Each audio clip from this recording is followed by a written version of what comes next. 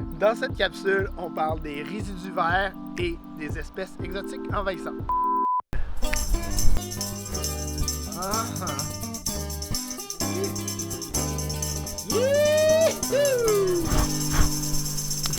En milieu résidentiel, il n'est pas rare de voir certaines personnes qui veulent se départir de leurs résidus verts et aller les porter sur le bord d'un cours d'eau ou d'un milieu humide.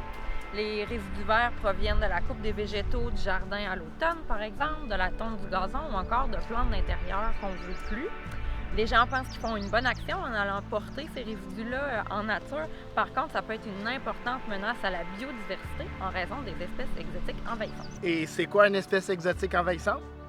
Une espèce exotique envahissante est un végétal, un animal ou un micro-organisme venu d'ailleurs, d'Europe ou d'Asie par exemple.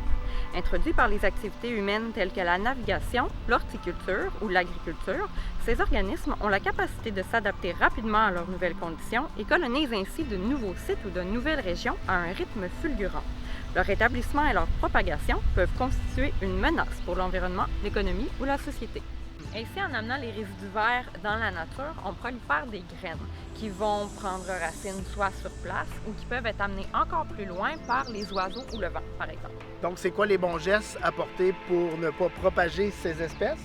Bien, on peut commencer par ne pas planter ces espèces exotiques envahissantes-là au jardin. Il faut s'assurer de bien s'informer au centre jardin avant d'acheter une de ces espèces-là et de les planter au jardin.